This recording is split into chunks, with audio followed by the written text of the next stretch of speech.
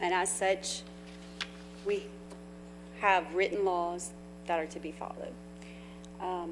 I wanted to read a little bit from the Constitution of Louisiana. In the preamble, it stated, "We, the people of Louisiana, desiring to protect individual rights to life, liberty, and property, do ordain and establish this Constitution. And all government of right originates with the people, is founded on their will alone, and is instituted to protect the rights of the individual and for the good of the whole." In the Louisiana Revised Statute 25.211, it states that the governing authority of any parish may create, establish, equip, maintain, operate, and support a public library. In Louisiana Revised Statute 25.218, the cost of maintaining a parish public library shall be borne by the entire parish. All property in the parish is taxed to support the public library. The American Revolutionary War was fought in part over taxation without representation. This council taxes the properties of the parish. It doesn't make sense that this council would have no authority over the library, because that just does not make sense in light of our American history, our Declaration of Independence, or our form of government. It's clear there are many opinions on this matter. We all know we have equal rights to life and liberty, free speech, and free exercise of religion, equal protection under the law, and no discrimination in public buildings and places. The public library has policies and regulations to comply with the law and the rights of the people. So why do we have a problem? Well, it's been proven by the library employee email records that this program was suggested, created, encouraged, and permitted by the personal opinions of individuals employed by the public library system. I don't believe public funds should be used to promote individual opinions or lifestyles. Therefore, I am in favor of this resolution, and I ask that you all vote in favor of it as well. Thank you. Alicia Roberts, followed by Connor Boyer. Good evening. My name is Alicia Roberts. I am in District 6. First, I would like to address something that came up earlier about how drag queens should be offensive to women. I don't know about the other women in here, but this is 2018. I am not identified by the clothes I wear or how I do my makeup or wear my hair, so that idea was offensive to me. Thank you very much. All right, the public response to this issue has been unbelievable, y'all. Y'all been so patient tonight. I'm so proud of you.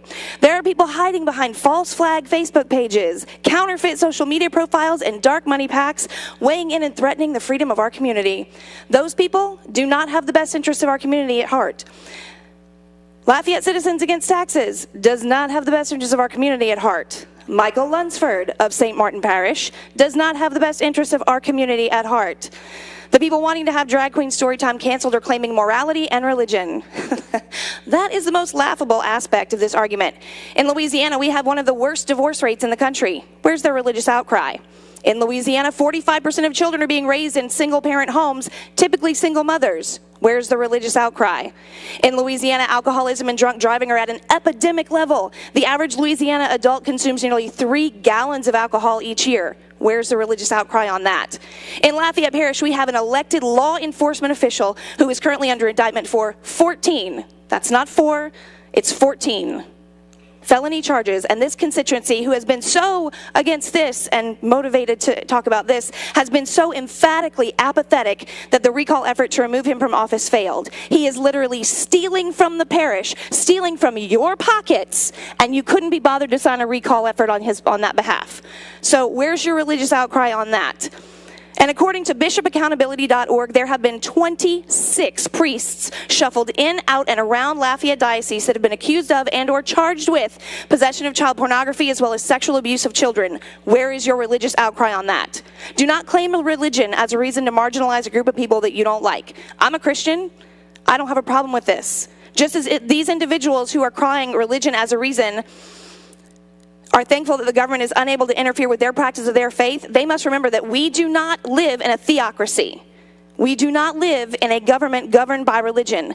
They must remember that applies to everyone, that we have freedom to practice our faith or lack thereof as we so choose. Be more concerned with facts. Louisiana has one of the highest illiteracy rates in the country. 20% of adults are illiterate in this state. That doesn't even take into consideration children in schools who are being overlooked or have been able to adapt enough to be gotten through without anybody knowing their secret. And I'm sure it won't surprise you to know that a great deal of the keyboard warriors here today have a less than stellar grasp on literacy themselves. And isn't that what this really is about? People getting to the library and getting inspired to read. And I would like to address the tax issue. So many opponents of this event are quick to scream about their tax dollars. I have a newsflash for y'all. We all pay taxes. I own property here. I pay taxes. I got that bill recently. It was a lot. So I should be able to go to this event at the library. You don't get to decide where your tax pennies go. If that's the case, the people that stand on the street corner at Johnson and University talking about abortion and dead babies, I'd like to know how they would want me to explain that to my child and why my tax dollars are going to let them stand on that street corner. No, thank you. The cognitive dissonance in this group of opposers is deafening. They are the same people that scream against fake news but are worshiping at the altar of fake news through Lafayette Citizens Against Taxes and the American College of Pediatricians. The ACP, which has been quoted by several of these people, is a hate group formed a mere 16 years ago and holding a membership roster of only 500. It was formed with the express purpose of spreading anti-LGBTQ propaganda, and that they support such practices as conversion therapy, something no quality practitioner of psychology or psychiatry supports. When someone cites them as a source, they immediately lose all credibility. Now, I'm not a nice person, I'll be honest with you. I'm hypercritical and super judgmental of everybody, but if I'm going to hate somebody, I'm going to do it with the truth. So let's make sure that we're using the truth in that. In the meeting last night, I would like to point out that the only people who couldn't follow the rules were the people that opposed this event. One of them actually had to be taken out by police officers for being disrespectful not only to the people in the meeting, but to the head of the library board as well. Finally, this conflagration is a false one. President Robideau is facing scrutiny for the issues surrounding LUS. Clay Higgins is up for a re-election and grasping at straws to remain relevant. Our parish is wearing a dunce cap due to the Marshall Pope fiasco, and Michael Lunsford is a low-level politico from a neighboring parish pandering to the lowest common denominator to distract from issues in his own parish and attempting to claw his way into legitimate elected position. Do not allow demagoguery and pandering to sway the position of this board. Use your brain and use the Constitution, and I ask that you do not waste any more of my tax money on this foolishness. Connor Boyer, Brian, and he will be followed by Brian Cotton. Connor Boyer. Is Connor Boyer here? Yeah. Brian Cotton. Is Brian Cotton? Followed by Keith Dorwick.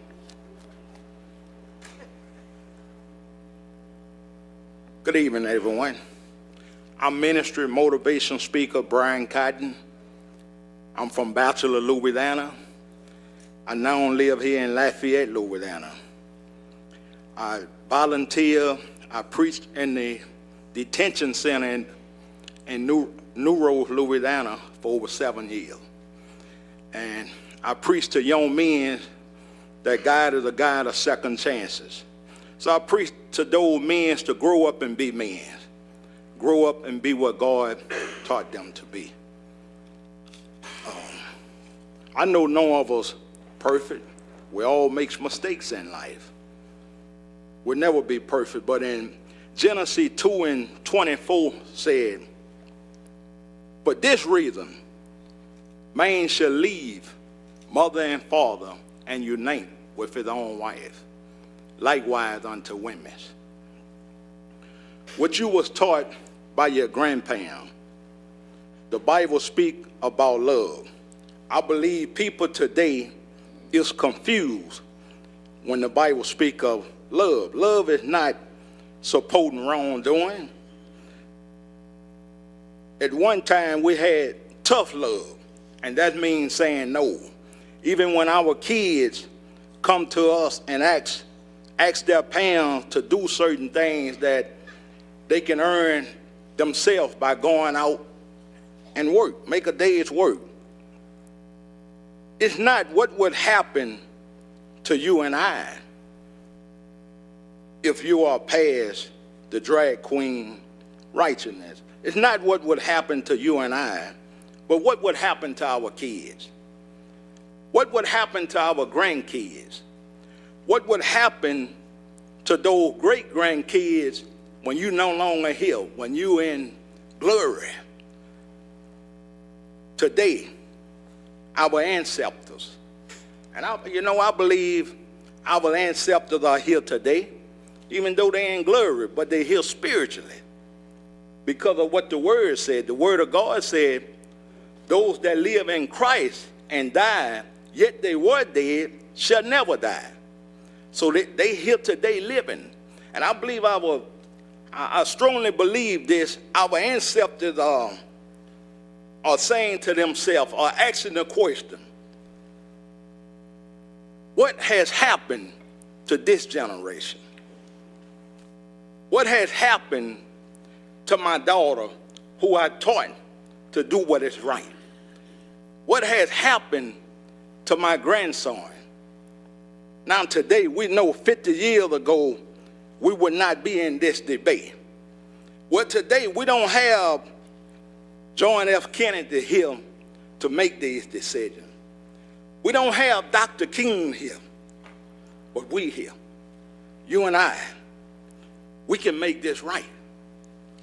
No, we can make this right because I believe even if I talk to a lot of young boys and young girls, even with a young boy who maybe feel timidity, that's only a challenge. That's only a test. We all go through challenges in life. We all go through tests in life. But that doesn't make him a woman just because he feels timid. Same thing with young girls. God say, I made you in my image. So, is this the future you want for your grandkids? I vote no. You that on the board, you have the power to make this right. I believe we as a nation, I know we come together when there's a disaster, as we watch over the television what's taking place today in Carolina. We see a lot of people is losing their life. But then, what has happened here today? We have a right to vote for what is right. Even though God give us all right, he give us all authority. He give you authority. He give me authority. But he give us the authority and the power to do what is right. Thank you. Keith Dorwick, followed by Joyce Lindy. My name is Dr. Keith Dorwick. I am on the faculty of the University of Louisiana Lafayette in the Department of English, where I'm a full professor. I am also a member of St. Barnabas Episcopal Church down on Camellia. I have been in this community in District 3 for much of it since I came here, where I am also a homeowner and a taxpayer. And I am surprised to find out tonight that I do not, in fact, exist. Now, you might wonder why I say that. A lot of people have said you are either male or female. Your body determines who and what you are. This is the only way that things can be. Well, that doesn't happen to work for me, and it hasn't worked for me from a very early age. I began to realize that I suffered from what was called something else, gender transfer identity or something weird in the last version of the DSM. It's now called gender dysphoria. But gender dysphoria was not correctly defined earlier in the conversation today. Gender dysphoria is when you feel uncomfortable with the tension between your body and your gender assignment. I don't. I am somatically male. That is, I have the chromosomes that any male would have. However, I don't identify as male because I don't feel that that's complex or rich enough for who I am. And so, in fact, I identify as gender fluid or gender queer. So, the fact is that I am proud of our students in this fraternity for what they are doing. I understand that people are making the claim that the library initiated that. From my conversations with some of them, that is not what they told me. They told me that they came and went to them and said, what about drag queen story time? Which is, as people have pointed out, been going on across the United States for a long time now. So it's also important for me to say, as an academic and a scholar, that, you know what, libraries matter. And they are trained librarians in how to do this stuff. So if the librarians assure me that they will do this properly and that they will keep the children safe, which is just the common and all too common accusation of pedophilia tied to homosexuality, it's a terrible thing. It is one of the things that is the great burdens on the gay community, because in fact, most pedophilia is committed by family members and is heterosexual. The rarity is same-sex pedophilia. Here we see it primarily, as you all know, in the church. So I'm kind of angered at that point. I think these students are doing a wonderful thing. I'd like to talk to the problem of waste. You mentioned waste, and I understand entirely your anger at that accusation. I share it, however, the accusation of waste, and here is why. I think there's more important things to do than to talk a resolution for all these hours and to have 76 speakers be here when, in fact, you can't have the power to do this. This resolution can't do anything in and of itself. Further actions, as your counsel indicated, can indeed be difficult for you, could put you at risk for lawsuits, for instance, all the way up to the federal court because of First Amendment rights. That's your call. If you need to do this, you go right ahead and do this. But that's up to you. But this resolution at this time cannot actually do anything when we could be talking about opioid addiction, homelessness, the need for affordable medical care, the need for transportation so that people can get to their jobs, the need for jobs and job training, infrastructure issues. Let me repeat that 2 times, infrastructures, right? Higher education, something obviously that's near and dear to my heart. This seems to be that something that is just being a grandstanding action. That's our feeling from some of us out there. I also think that it's really important to point out that this is not a theocracy, as many people seem to say, that God founded this country. That is simply not true. We are a constitutional republic, what was commonly called a democracy, though that's not strictly speaking true. And the fact is, there is the separation between church and state. And so calls to values that make me not exist at all are calls that do not warm my heart. Thank you. Joyce Lindy. Carl Como, followed by Debbie Morrow.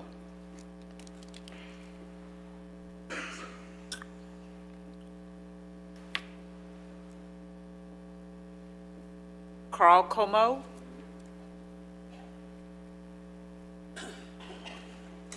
Followed by Debbie Morrow. Good evening. My name is Carl Como, and I'm the founder and overseer and evangelist with Drumbeat Evangelistic Ministries here in Lafayette, Louisiana.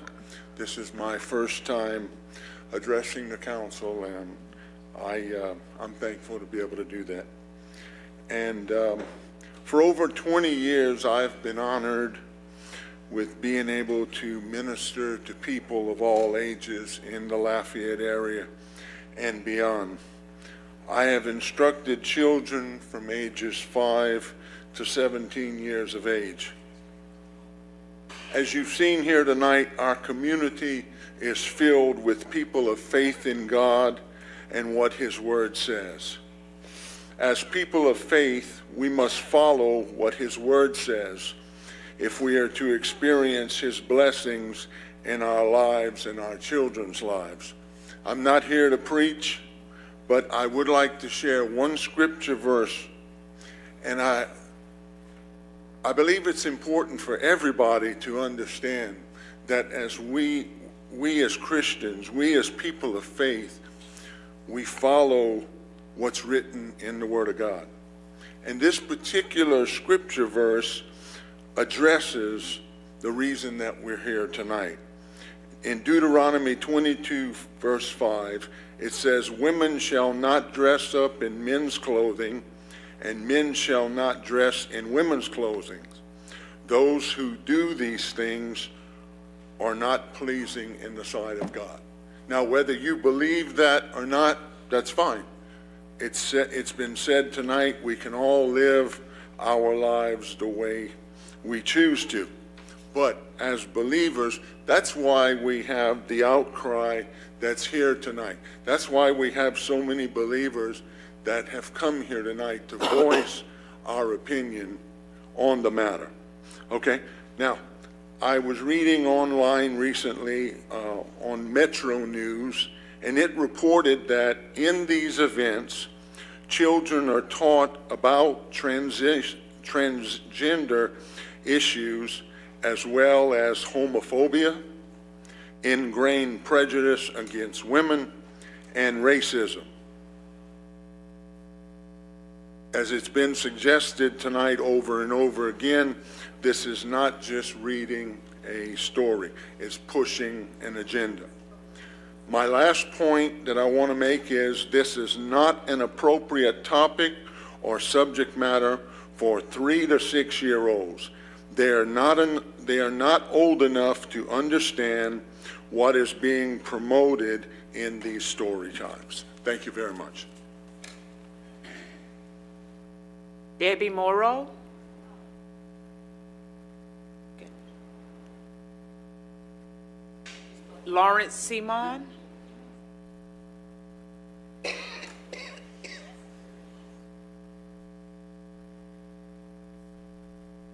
Hey, how's it going? It's very, very late. Thank you guys for putting up with all of this. This is amazing. So my name is Dr. Lawrence Simon. I'm a pediatric ear, nose, and throat doctor, native of Lafayette, Louisiana. I hate that this is such a big issue. We have so many important things to talk about. Drainage, education, safety. We're talking about one night where a few drag queens are going to come and read some stories to 20 kids who want to be there. It's not going to hurt anybody. And so it amazes me that we're spending this much time talking about it, and there's more people here tonight than there were for the charter amendment, which I was also by. That's going to affect everyone in the room. If you're not there, this isn't going to impact you, but I want to be clear that while I support the drag queen story time personally, I'm not asking anyone to like it. I'm not asking anyone to be out there with a banner supporting it. We're all entitled to our beliefs and opinions, but I'm a pediatric physician with expertise in children, and I'm a Catholic, and I want to set a few things straight. I've read my Bible cover to cover. I pay my taxes. I contribute to the church. But I also recognize that the Bible's a little dated. While the Bible may have a problem in the Old Testament with homosexuality, it also instructs us to kill, to execute someone who works on Sunday, someone who plants different crops side by side, someone who touches the skin of a dead pig, so the entire Lafayette High football team, and anyone who wears garments of 2 different cloths. So I guess if you're wearing anything that's made of a mixture of, I don't know, cotton and polyester, you're out of luck. So I'd be careful with taking scripture that literally on this. It's also very important to note the AAP does not have a problem with transgender. In fact, the American Academy of Pediatrics released their most recent position statement on transgender yesterday morning. I can send any of you a copy of it, and it strongly advocates for the support of transgender identities. It strongly advocates for making medical, psychological, and when needed, surgical treatments available. So medical science and psychology do not have a problem with this and in fact support it. But my themes have nothing to do with religion. My themes have nothing to do with my personal belief. This is just me as a citizen of Lafayette thinking what's right. Well, whether we want to accept it or not, transgender, homosexuality, alternative identities, they're out there. They're a reality. They're a psychological reality. Incidentally, most child psychologists agree that your gender identity, whether you like men, like women, or both, is set in your head by 3. You don't even know it yet, but it's there. It's done. Gender roles may change with time, but you can't make someone gay. You can't make someone transgender. Bert and Ernie didn't do it in the 60s and 70s, and Drag Queen Storytime's not going to do it in 2018. Rather, what it can actually do is prevent some of these children from committing suicide in their teens. One of the most recent articles in CNN talked about the growth of gender dysphoria in children and feeling excluded. And the highest rates of suicide are in transgender teenage males. A policy that makes them feel bad, or a resolution condemning what is inside their head and they can do nothing about it, is not the right thing to do for our community. I'm sure a lot of the people who spoke here tonight would not want their child to be homosexual, but if they were, they would want the best for them. Now, moving on to that, as a citizen of Lafayette, I want money, I want jobs. Let's ask North Carolina how the bathroom bill worked out. Okay, it is economically to our advantage to be more inclusive and open. It is economically to our disadvantage to have a resolution opposing this. Straight up, whether you like it or not, economically it's better to support it. All right, I also want the children of Lafayette to be better educated, capable of functioning in the world. I have a cousin in Oklahoma. I talked about my great-great-grandmother last time I was here, but I have a cousin in Oklahoma.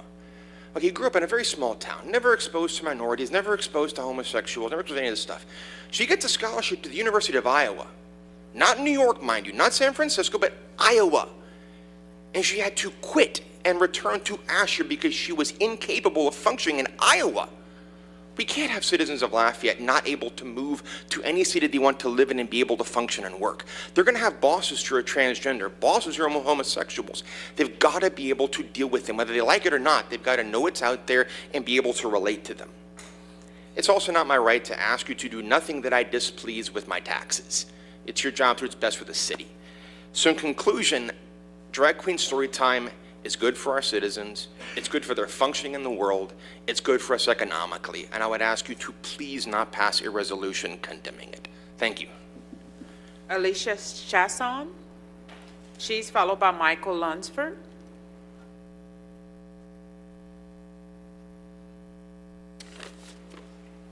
Good evening. My name is Alicia Chasson, and I am a resident of District 4, and I am the spokesperson for the League of Women Voters of Lafayette. The League is a nonpartisan volunteer political advocacy organization. We encourage citizens to become informed about issues and vote to make their voice heard. We take policy positions regarding good governance and individuals' rights. We are devoted to making democracy work. If you want to find out more about our organization, you can also join at lwv-lafayette.org, and we have several members in the audience tonight. The League of Women Voters of Lafayette opposes the resolution asking the council to denounce Drag Queen Storytime. The League believes that any effort by the mayor, president, or council to censor this library program or to rescind the library board's decision is outside the governing authority of the LCG. The League of Women Voters of Lafayette further takes issue with the mayor, president's public comments and efforts to influence council members. It is our contention that any efforts to discriminate against these university students and Lafayette's LGBTQ+ citizens is wrong, and we take issue with the offensive and inflammatory nature of the public discourse. We are here tonight because council members Theriault and Bellard have forced the rest of the council to choose whether or not they will make discrimination against sexual orientation the official stance of the legislative body of the city parish. Denouncing Drag Queen Storytime is counterintuitive to some of the stated goals of Mayor President Robideau and several members of the council. Why would businesses decide to move to Lafayette when we are in the national news for discrimination? Why would artists move here for our creative economy when we are in the national news for censorship? And why should those against big government trust our elected officials when they go out of their way using time and money to circumvent existing governance? The library board, which has the only authority in this matter, has decided that Drag Queen Storytime will go on as planned. Respect that decision and oppose this discriminatory resolution. The League and the citizens of Lafayette are watching carefully, and this time the nation is watching as well. That concludes my official League statement. On a personal statement, I am a mother of a 3- and 6-year-old, conveniently, and I will be attending, and I've already talked to them about that and shown them other videos, and we've already started a conversation, and a conversation hurts nothing. It's when we expose them to things and do not talk about them that they get scared and confused. So simply answering questions honestly, whatever your honest opinion is the way to deal with this. I also teach middle school. And this is breaking my heart because I know some of them are watching this very closely. And I want to say to anyone out there who is middle school, high school, elementary school, or a closeted adult, I see you, you are valid. There are people who accept you as you are. You are not wicked. You're not a sinner. There's nothing wrong with you. You are a person with feelings and rights, and you deserve to be accepted and loved. And if you do not have those people in your life, I encourage you to find them. We are here. I also encourage you that if you feel like you're going to harm yourself, to check out the Trevor Project or to write Love on Her Arms, both of which can help you when you have nowhere else to turn. Thank you very much. Michael Lunsford, followed by Shane Minkiewicz. Good evening, Council. Ms. Williams, can I ask for everybody in the room what number we're on? 59 Oh, that's not, of 78. okay, we got a little ways to go. Well, look, I told you, well, I didn't tell you personally, but I put out that I'd bring the petition. Here it is, signed. I think it's 1,617 folks by the time I got it to print, and it took a little while. I had a little help with that. But I wanted to bring it tonight, and I really didn't have a whole lot to say, but just sitting here listening tonight, I wanted to bring something, a little perspective, and something I heard. In fact, it was last night, too. I was at the library board meeting, and they didn't do anything. It wasn't even on their agenda. But tonight, the two distinct groups I've heard, one group is talking about the children and how this appears to be something dangerous, that maybe it's not the right time for them to be hearing. We should give them a little bit more time to just be kids and grow up.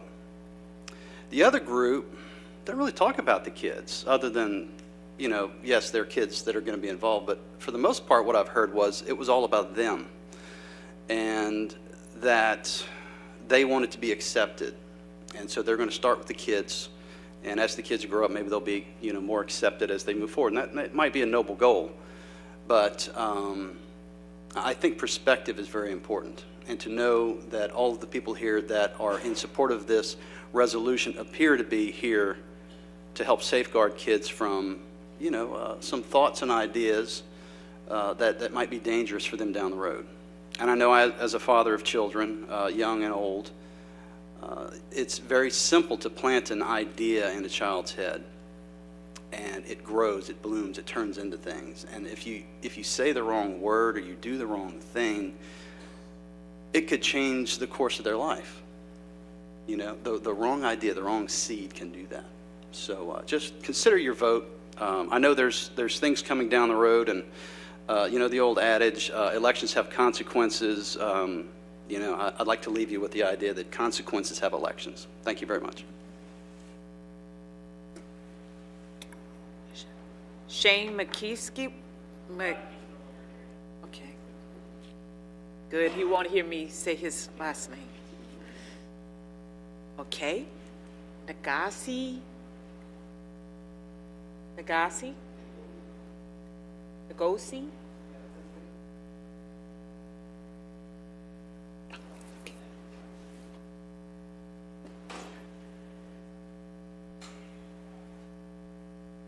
He's followed by Dale Hoffpower.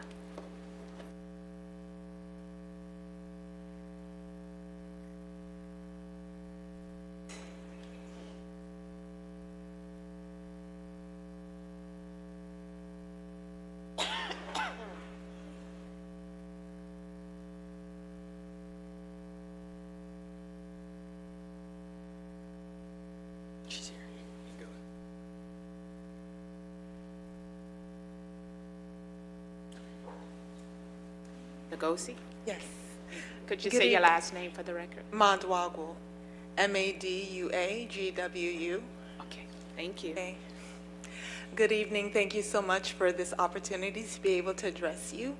My name is Ngozi Madwagwu. I am a citizen of the United States by birth. My parents are Nigerian. I was born in Tennessee. I lived in Texas for about 10 years. Then I moved to Nigeria, came here, because this is the land of the free, the home of the brave. I came here 2002. I went to UL. Well, first of all, I got my law degree in Nigeria.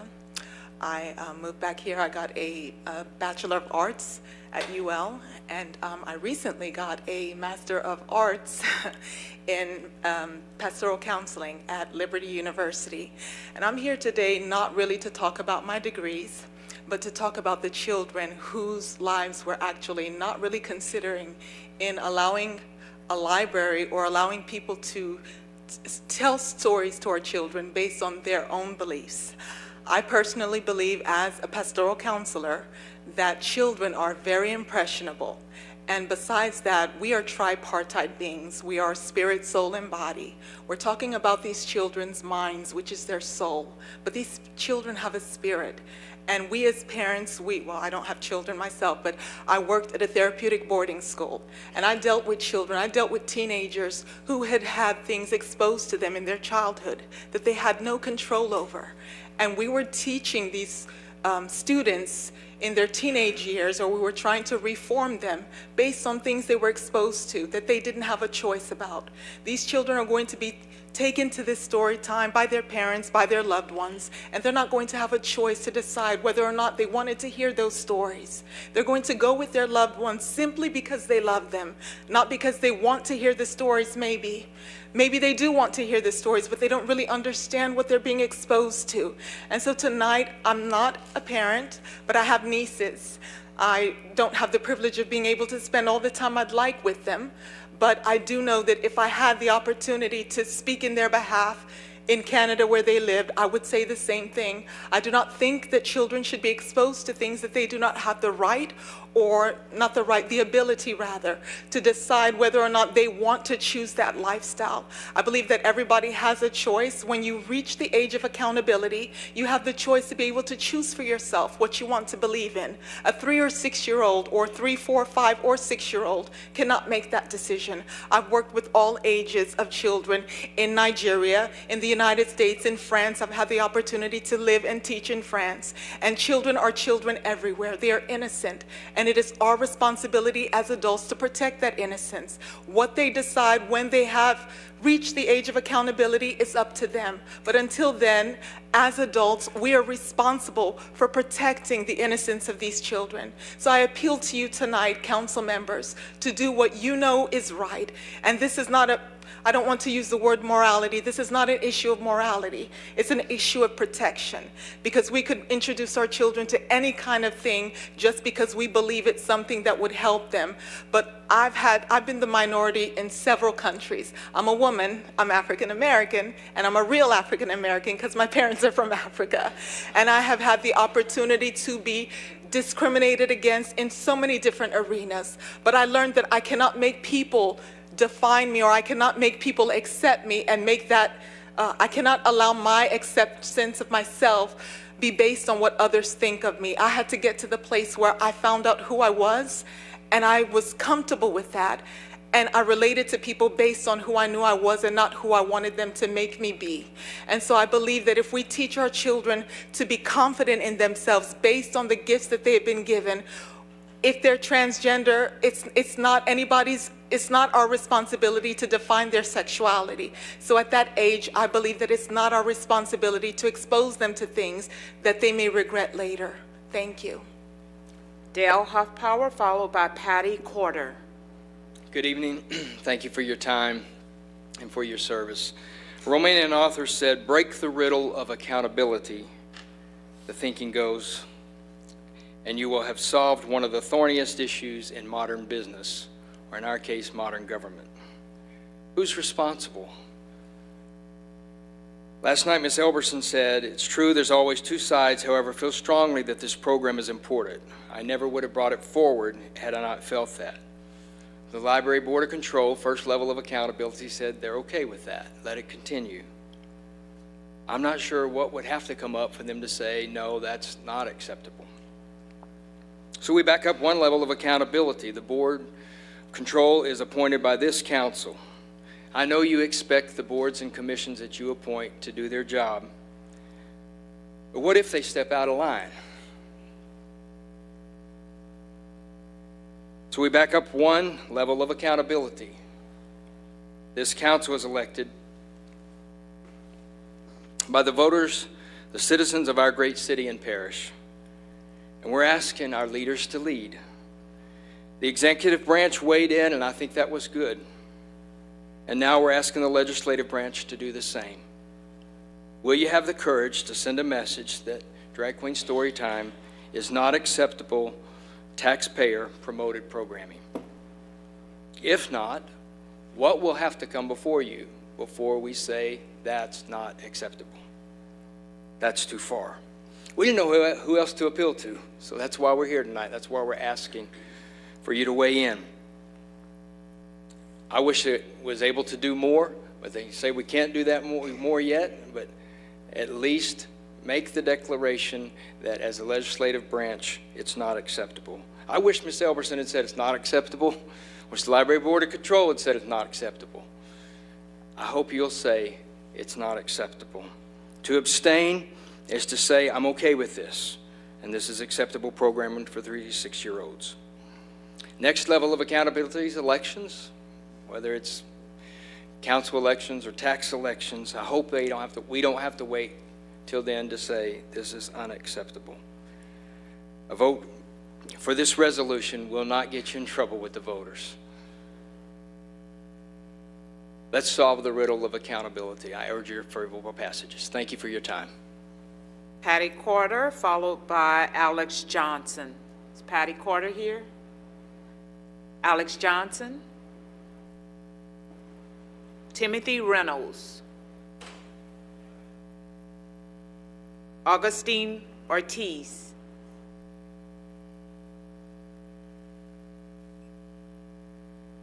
Tracy Fabre or Faber?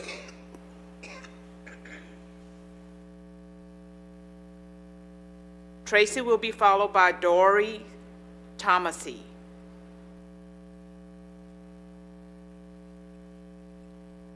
Hello, I'm Tracy. I live in District 8. I'm here in support of the Drag Queen Storytime. I have heard some disappointing remarks tonight with drag queens likened to jihadists and pedophiles. They've just been called wrong. Some comments tonight were reprimanded, but not those. So why do I want my 3- and 6-year-old boys to attend this event? So that they won't grow up to be confused about people who are different from them. So that they will grow up to be open, tolerant, and unafraid of those who are different from them. There is a crisis of suicide among LGBT youth.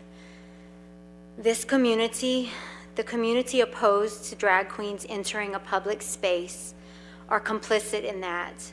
Exposure is important for all kids. That's where the tolerance part comes in, but especially important for gay kids. To deny them representation is bigoted and wrong. And since I am a parent of 3- and 6-year-old kids, I am an expert on the matter. I support our library, and I ask that those who don't will please let this go and do not attend. Dory Thomasy, followed by Cassandra Ford. I'm Dory Thomasy, and I'm just going to read what I wrote here. Everyone wants acceptance and validation for the choices we make in life. It's no different for drag queens. Drag queens must know all there is to know about ridicule, harassment, and scorn. They must face the very worst of humanity. Regardless of where you come down on the issues of gender, this much is true. Everyone deserves to be treated with kindness. This event is about reading stories in a safe environment, having fun, and seeing the entertainers as normal people, but fancier. Those who are against this event are concerned that about indoctrinating children to LGBTQ lifestyles, which they have long believed to be a Christian sin.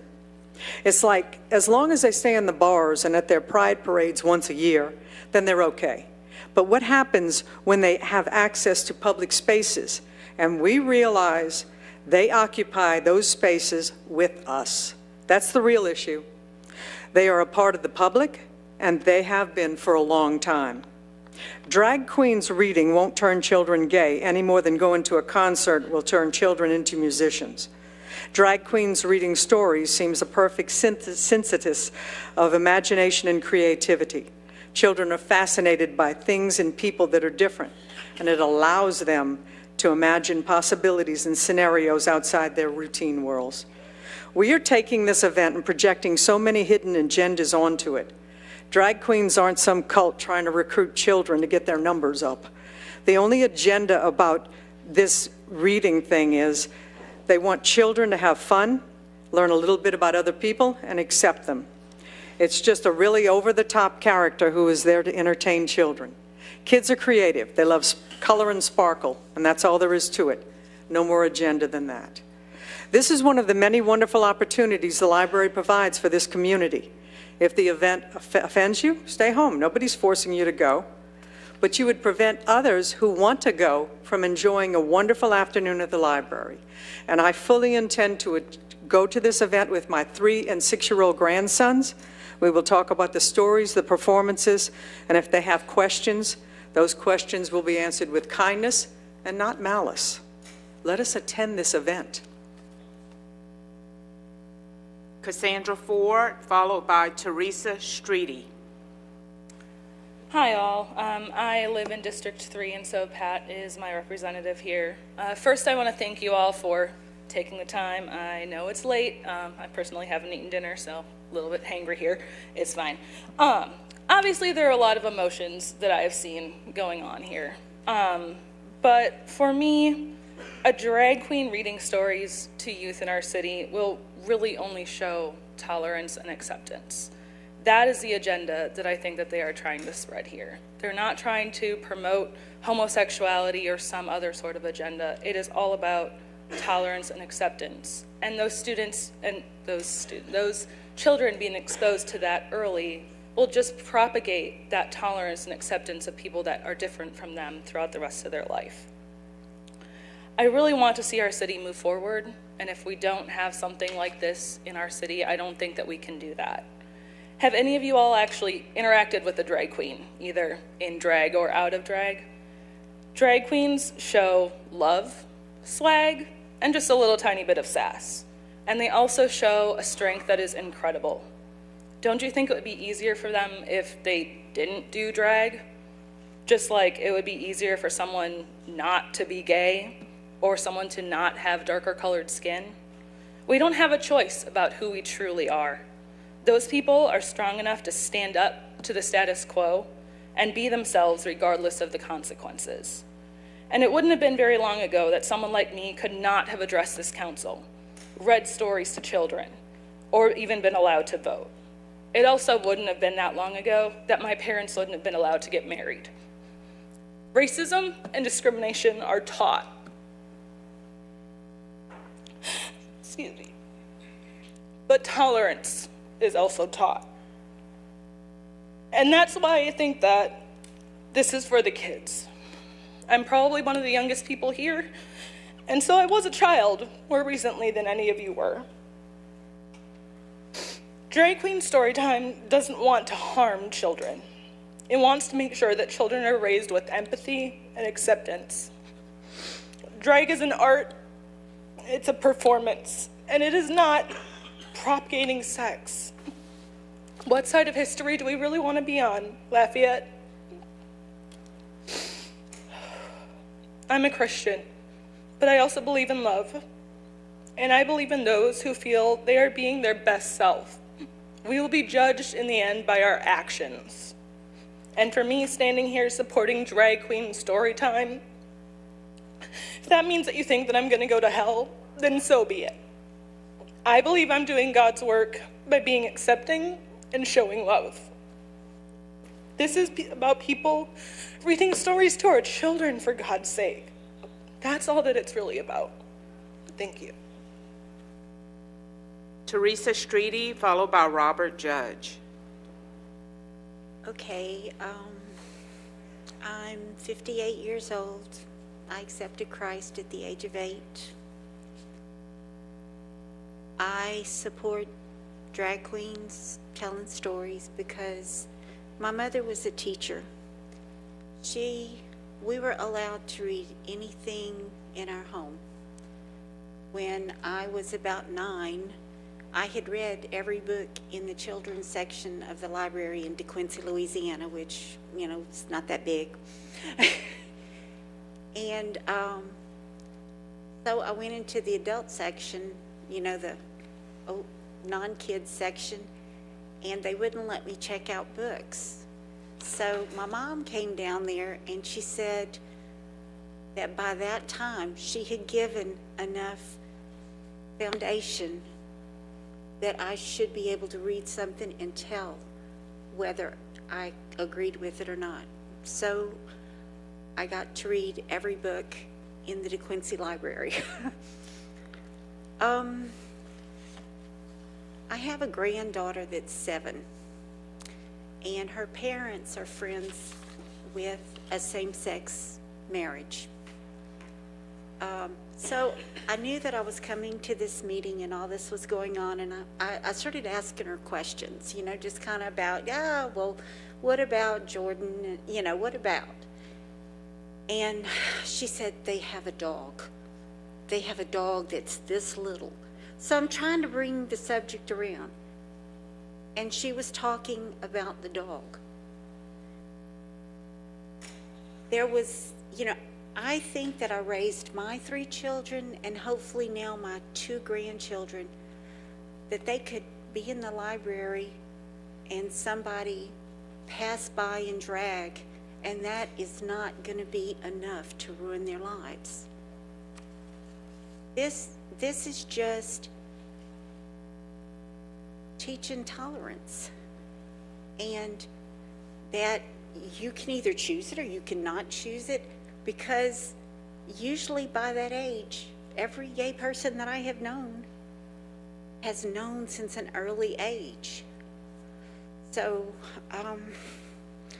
y'all get to make this choice, but I think to exclude tax-paying people that happen to be gay or in drag, and taxpayers like myself that I've been here 28 years paying parish taxes, that they get to go and do things at the library too with their money that they have paid taxes. I mean, we keep hearing about how tax funded whatever. Well, they're paying taxes, so don't they get a, you know, they don't get to go to the public library and do this agenda as it's been called. You know, they pay taxes too. And by the way, I'm in your district, Mr. Conk, and I love you, and I'll vote for you again. All right, that's it. But just, you know, and I've been married 40 years, almost 41, so I'm straight and boring and stuff, but I still have compassion for these people. Okay? Thank you. Robert Judge, followed by Matthew Humphrey. Good evening, good night. One of those. If you notice my t-shirt says science doesn't care about what you believe, that's the great thing about being a science teacher.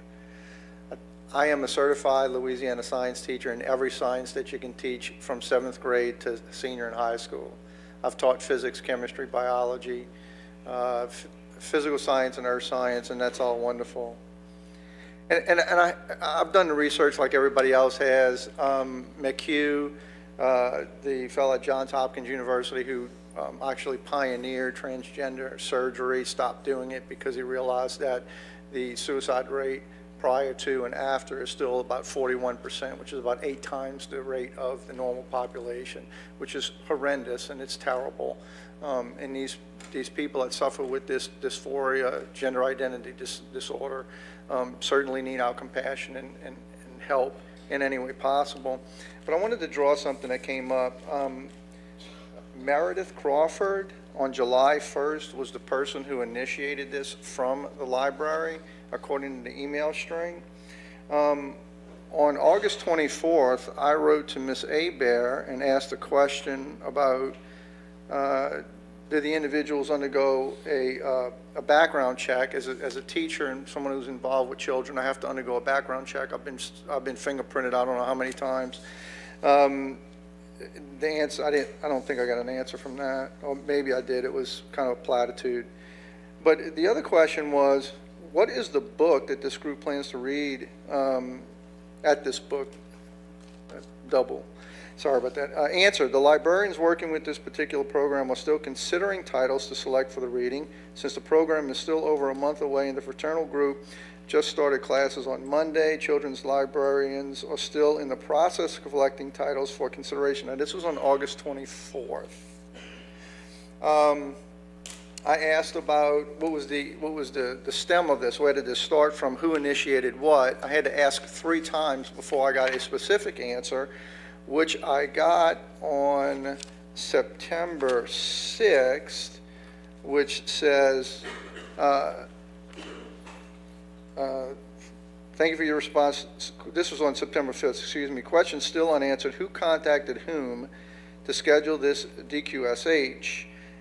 I had to put it in A-B form because Ms. Elberson was rather evasive at best. Did Ms. Elberson or one of her staff, i.e. an employee of the library, a government employee, contact Radar Productions or the fraternity to put on DQSH? B, did Radar Productions or the homosexual fraternity contact the library? And then finally got an answer on September 6th, and Ms. Elberson stated, neither library staff nor the library director initiated the contact with the fraternity about the drag queen story time. She didn't know. She also said that ULL's Delta Lambda 5 contacted library staff on or about July 1 about the idea of a drag queen story time. I am not familiar with Radar Productions. Ms. Elberson does not know who started the drag queen story hour, which means she's incompetent because she did not do her due diligence to find out where this came from or what the agenda is. And if that's the case, she probably should be terminated. And if she said in this email that she did not know, or she said, in fact, excuse me, that the fraternity, no one at the library contacted the fraternity to initiate this, then she's a liar. And in either case, a director of one of the entities of this city parish government should be terminated for such unseemly conduct at best, or for cause. That is certainly for cause. You would expect your directors to speak truthfully and honestly when a citizen of this parish asks a direct question. And if what the Armbruster said about Meredith Crawford in July 1 about that she contacted, and Ms. Elberson wrote to me on September 6th that no one at the library did, then that is a direct lie. That is not true, and that should be investigated immediately. I'm finished. Matthew Humphrey, he is one of 7 remaining speakers, and he will be followed by Aaron Guidry. Good evening. My name is Matthew Humphrey, and I'm a resident of Youngsville in District 9. My representative is William Terrio, co-author of this resolution. I have new material. I won't be repeating anything anyone said tonight. This is personal. My response is intended to address the clear religious motivation in the resolution and in comments made here tonight. I'd like to explain what happens to children when they aren't taught tolerance and self-acceptance. I do not have children yet, but my story encompasses my experience as one. I've known I was different since I was 5 years old. I grew up in a very conservative and poor household. My exposure to most things was limited. R-rated TV, sleepovers, parties, school trips, whether they just weren't Christ-like or they weren't in our budget. Definitely wasn't exposed to homosexuality, transgender people, drag queens, except for comments made by my parents and grandparents when they'd watch shows like the 700 Club. Those are well known for showcasing the worst elements of the LGBT community as propaganda. For those of you that know or love someone in our community, you know, and clearly I am evidence that we're not all feather boa wearing go-go dancers with the bodies of Greek gods. Anyway, my family would say things like, God hates them, or Matthew, do you know what they do to each other? And make crude comments that I'm not going to replicate in this forum. A part of me wonders if they saw something in me that I didn't yet understand and did these things intentionally to alter my path in life. I really hope that's not true. Regardless, it worked, and my path was irreversibly altered. I suffered daily through high school, only knowing I was different and it was wrong. I went to church 5 to 6 times a week. Ironically, one of my old youth pastors is here. I also founded the Christian Club at Iota High School, which still exists today, some 22 years later. I started a small prayer group in town at 16 so that I could practice preaching and become a youth pastor. I did this all hoping that God would take away this different and wrong part of me because I was told that he made me as I am and that he hated it. I felt that I was inherently bad. What was worse was he wouldn't take it away, no matter how many times I cried on the altar for forgiveness and to be like everyone else. I was too much to bear, and I eventually accepted that God wasn't listening or he didn't exist as I had been taught. The damage was done, though, and I spent 8 years trying to end my misery with drugs, alcohol, and food. I survived, but ended up 450 pounds. I had accepted I was unloved by God, by anyone really. My first sexual experience was being raped the day after my 20th birthday, because I was taught to be ashamed of who I was and live and love in secret and in fear. The extent of my self-destruction is something I hope the children that are different in this parish never face. Now, surgery helped with the weight, but nothing can undo the damage that closed hearts and minds did to me early on. I'll be 38 in 2 months, and I'm just learning to love myself. Even still, I cringe at the thought of even holding hands with my partner in this city that we call diverse. My partner's here. We want children someday, and I have fears for mine just as you have for yours. But my biggest fear is that they will grow up in a world where adults like you pass resolutions like this, and children are taught hypocrisy, intolerance, and if they're different like me, self-hatred, all in the name of God. Being diverse means going outside of your comfort zone and accepting things that maybe you fear you don't understand because you know it's the right thing to do. Restricting rights and visibilities will not make things you feel beneath you cease to exist, gentlemen and ladies. That didn't work on blacks, it didn't work on women, it didn't work on gay marriage, and it will not work here. I commend the members of this fraternity and friends who, in the face of terrible hate, are still driven to participate in this event and stand up for what is right. And to be clear, what is right is accepting that some little boys and some little girls are going to be different from you, maybe even big, scary drag queens. And we should encourage every child in this parish to be who they are, whether we like it or not. In closing, I offer the words of Martin Luther King Jr., "The arc of the moral universe is long, but it bends toward justice," which is paraphrased from a longer sermon I won't recite here. In short, your resolution means nothing. You may stop the event this time, but you can't stop it forever. And to the LGBT youth suffering in this parish in a world that they don't understand, surrounded by ignorance, Bible thumping, and words that kill their very spirits, you just hang on. You may not have a voice now, but you will. The light may be hard to see way down there, but it's there. You may feel like ending your life is the only relief in sight, but don't you do it, because I promise you it gets better. I'm submitting my comments in writing with questions asking what qualifies mayor, president, and the council to legislate this type of thing, the appropriateness of early childhood exposure on any matters, because in my opinion, if the mayor, president, and the council can tell the taxpayers that this one topic is inappropriate for this one age group, then you all should feel compelled to legislate every topic that the children in every age group have access to at the public library. Thank you. Aaron Guidry, followed by Nathan Fleischicker. Mayor, President Robideau, and distinguished members of the council, thank you for allowing me to speak for just a brief moment. I won't take up 5 minutes. I'll only take just a couple of minutes to introduce myself. My name is Aaron Guidry. I live in Lafayette Parish. I'm a resident of Scott. I was planning to speak tonight on this subject, but everyone who is in opposition to this Drag Queen Story Hour has pretty much taken the words right out of my mouth. But I'm a member of Crossroads Church, and I'm also a member of an online ministry called Warriors for Christ based in West Virginia. And I am a Christian, and I am strongly opposed to this Drag Queen Story Hour. But I do want to take this moment to let you all know that earlier today, myself and several others have filed a federal lawsuit in the United States District Court in Lafayette in an effort to stop Drag Queen Story Hour from going forward.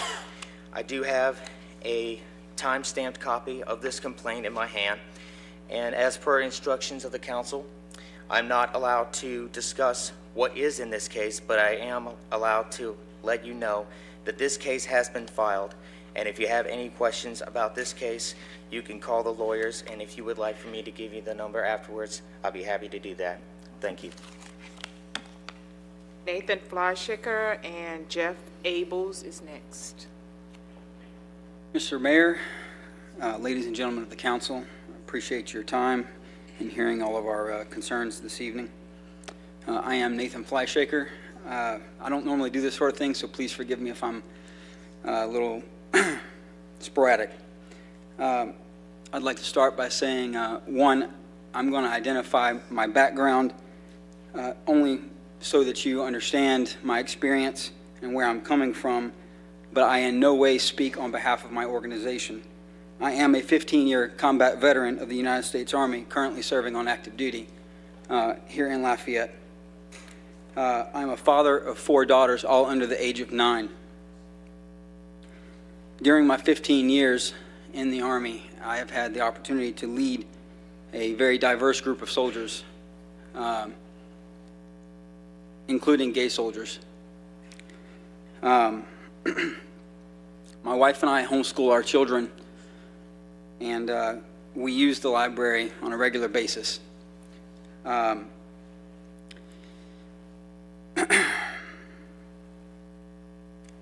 There are different roles that have been discussed here this evening.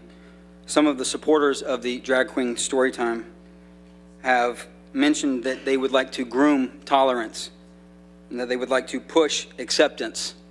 Those are verbatim quotes. I am here as a parent to say that it is not your job to groom my children or push your agenda. That is my job. Until they leave my home, it is up to me to protect them. On the subject of tolerance and an open mind, I would like to ask a rhetorical question.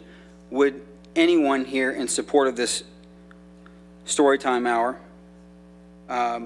support me scheduling a Storytime Hour, a Bible Storytime Hour, to be held prior to the Drag Queen Storytime Hour, in which I would discuss the Bible story of Sodom and Gomorrah and how I believe that the lifestyle, the homosexual lifestyle, is a sin. I believe that public spaces need to remain neutral. I would not expect, just as the man earlier mentioned his hunting analogy, I would not expect my Bible Storytime Hour to be allowed at the public library. There is a place for that, and it is my local church.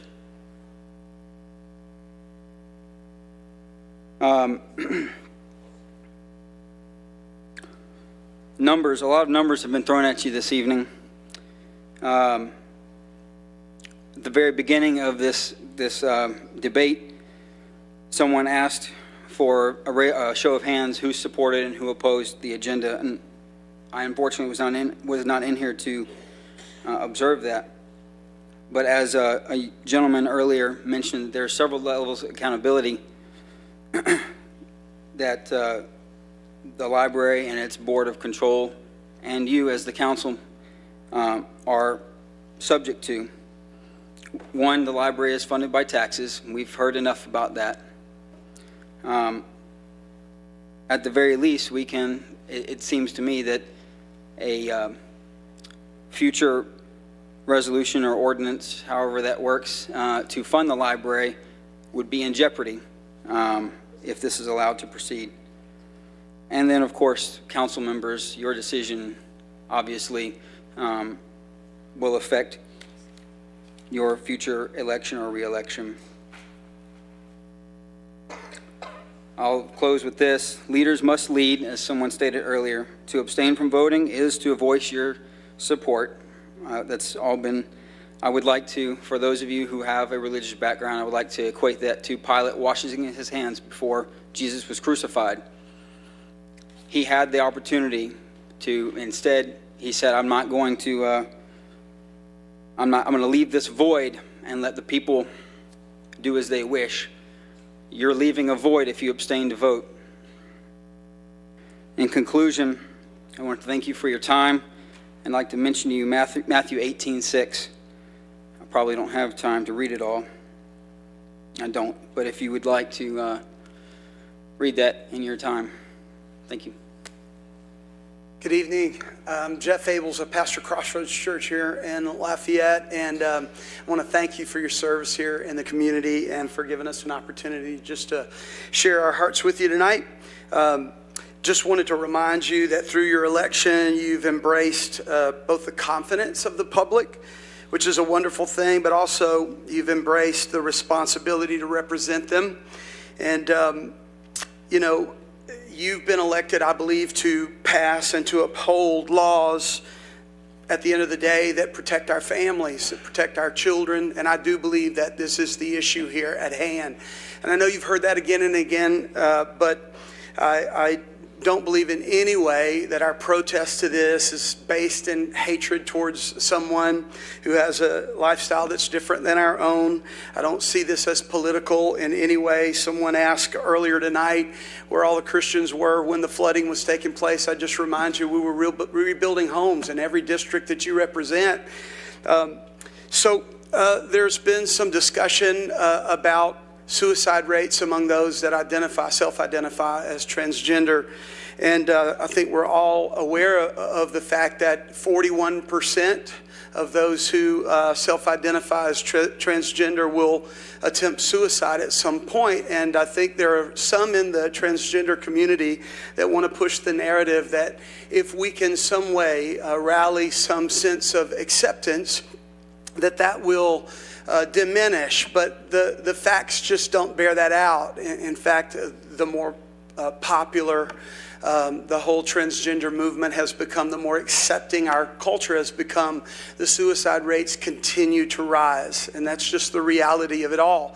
So perhaps that has nothing to do with it whatsoever. As someone who's pastored people going through inner turmoil for over 35 years, I can tell you that you can't legislate those types of things. And so if that's not the case, and that what we do through a measure like this at the library actually introduces children 3 to 6 years old, it introduces them to questions in their own mind about their gender, then we have a sense of responsibility in all of that. You have a sense of responsibility in all of that. Why in the world would we want to try to foster that among children at such an innocent and vulnerable state of their life?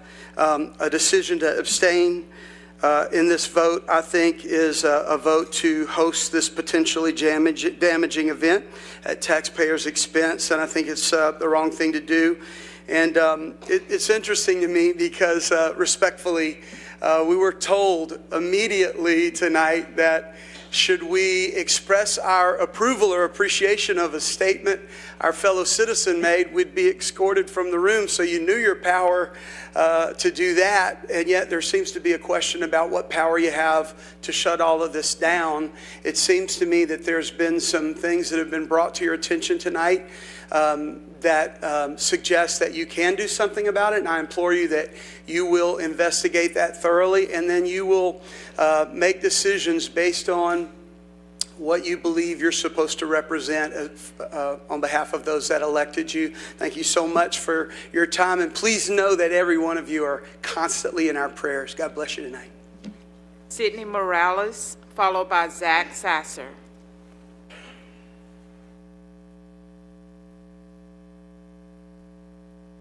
Sidney Morales.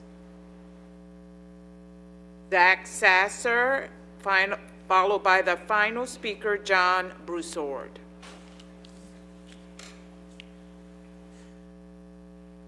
Mr. Mayor President, members of the council, thank you so much for your love for this community, for the time that you have put in this evening alone, for the openness to this. I have to say that I am one that agrees that it's sad that we're having to have this conversation, that there are so many important issues of justice in our community that have to do with the infrastructure of our community, that have to do with those who are crushed by poverty, by the inequalities that are in our community, that are really better, in my opinion, use of your time. But this conversation is unavoidable, and you have been a wonderful example of public servants to all of us tonight. I have certainly learned a lot from this experience. I stepped over my own introduction, I guess. I'm Zach Sasser. I'm the pastor at First Presbyterian Church. And if anybody had a betting pool going to see if there would be anybody with a collar who speaks against the resolution, you just won. Because I'm here to speak against the resolution. Cassie is a member of my church, and I do need to tell you, Cassie, even though there was another pastor earlier that said that those who oppose this may be on the side of damnation, you know, you'd have to clear a spot for me too if you're going to go there for 11 people. The thing that I hope for is that there is such a wideness in God's mercy that those of us who have come forward to speak from a perspective of faith, even where we oppose one another, can yet be held in the love of God and eventually move towards something better together. I believe that truly. I actually preached that this last Sunday, that it's kind of like the Continental Divide. You know, even though you stand on that one place and water goes here to the Atlantic, water goes there to Pacific, eventually you're all part of the same. My hope is that we can move there together as a community. And I hear that, and I feel that, and the respectful dialogue, the way it was set up from the very beginning, and the way this whole process has gone about.